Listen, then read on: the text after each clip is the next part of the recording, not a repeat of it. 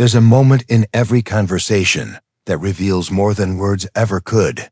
A single sentence, careless and confident, that slices through the air like a blade. You hear it, and something in you tightens. Not because it's new, but because it's painfully familiar. I used to let those words pass, nod politely, move on.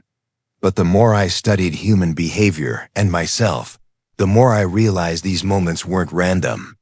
They were mirrors. They showed how people think, how they protect their ego, how they expose what they haven't yet learned to master. The older I got, the more I understood that wisdom isn't found in what we say. It's revealed in what we choose not to. I still remember one evening vividly. I was sitting in a meeting, a group of smart people, all talking over each other. Everyone wanted to be heard, to be right, to sound insightful. Someone said, "I know exactly how this should go." Heads nodded, pens scribbled. I stayed quiet. Weeks later, that same person's plan failed, not from ignorance, but from arrogance. That day, something shifted in me. The line between intelligence and arrogance is thinner than we think, and most people cross it without noticing. Epictetus once said, "We have 2 ears and 1 mouth so that we may listen twice as much as we speak." But we've reversed this ratio.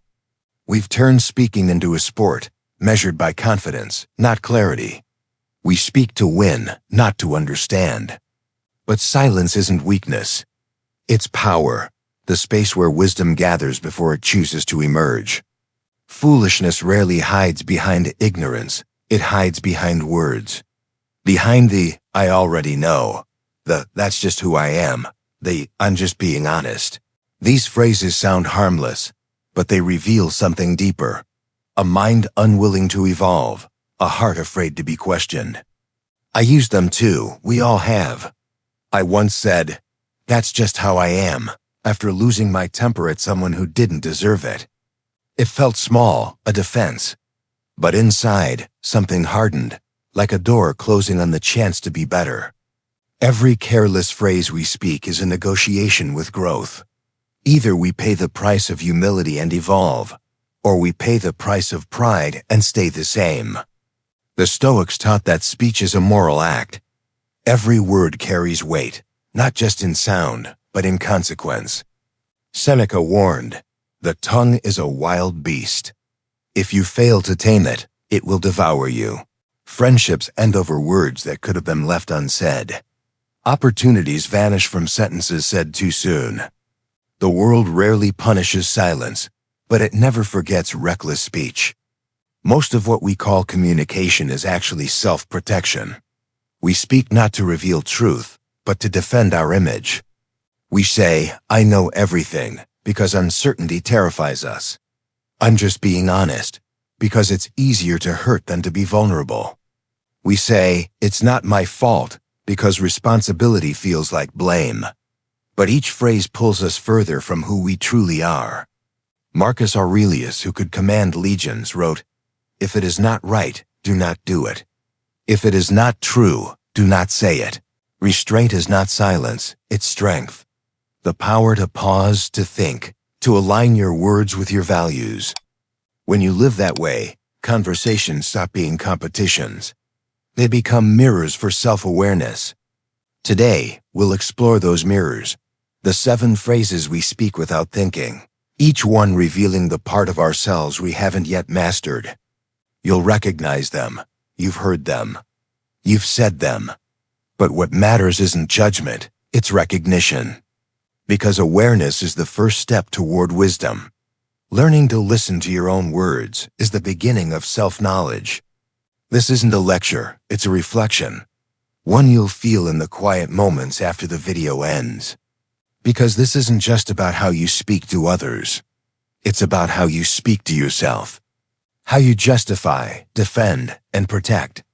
How you reveal the gap between who you are and who you could become. If you can face that gap without excuses, you've already begun to grow.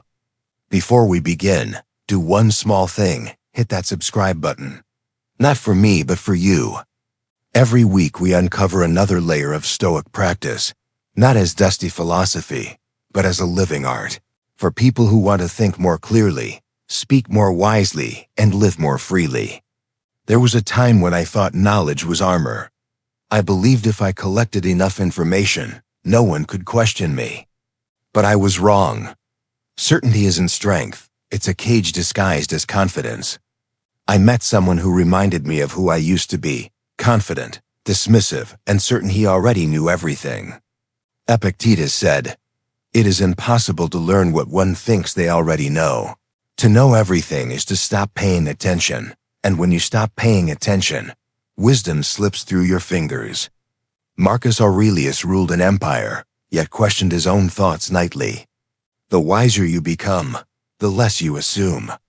The less you assume, the more you learn. I began to notice how easy it was to say, "I know," and how hard it was to admit, "I don't." The first shuts the mind, the second opens it. The first protects pride, the second nurtures growth. When I learned to say, "I'm still learning," the world expanded again. Because real expertise isn't about knowing everything. It's about never losing curiosity. Years later, I found myself facing a different kind of illusion. Not the illusion of knowledge, but the illusion of identity. For most of my life, I told people, "That's just who I am." It sounded honest, but it was lazy. It was how I disguised weakness as authenticity. How I used words to defend my flaws instead of outgrowing them.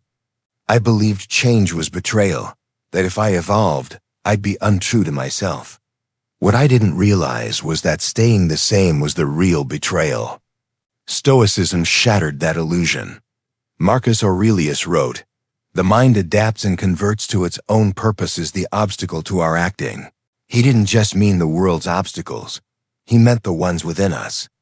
Every flaw, every habit, every fear can be transformed, but only if we stop calling it destiny.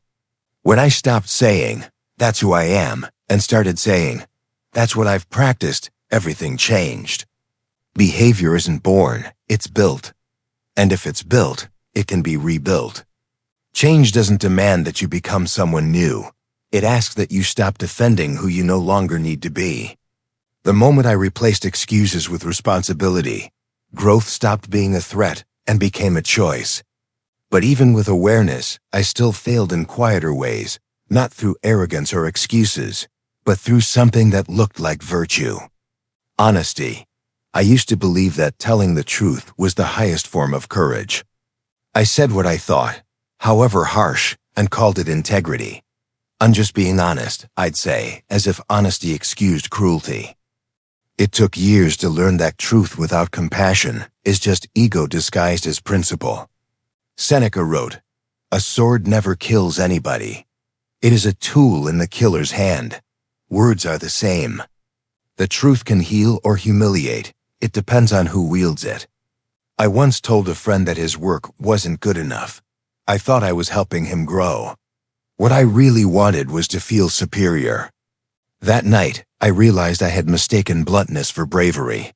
I'd forgotten that kindness and honesty aren't enemies, they're allies. So now, before I speak, I ask 3 questions. Is it true? Is it necessary? Is it kind? If even one answer is no, I stay silent. Because silence, too, can be an act of wisdom. But perhaps the hardest lesson came from a quieter phrase, one that corrodes everything it touches. "It's not my fault." For years, I clung to it like a shield. When things went wrong, I'd say it and feel relief. But that relief was poison. It made me comfortable with failure, content with helplessness. I thought I was protecting myself from blame, but I was surrendering my power. Epictetus divided life into 2 realms, what is in our control and what is not. But modern life blurs the line until we forget which side we're fighting on. We can't control outcomes, but we can always control effort, discipline, and response. When I blamed circumstances, I forfeited that control. The moment I said, "It's not my fault," I declared myself powerless. Then one day, after another failure, I asked a different question. What part of this was mine? The answer stung, but it set me free. Accountability isn't self-blame, it's self-respect.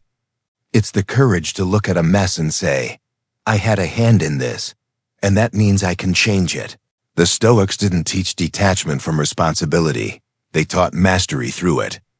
Responsibility is not punishment. It's freedom, disguised as burden.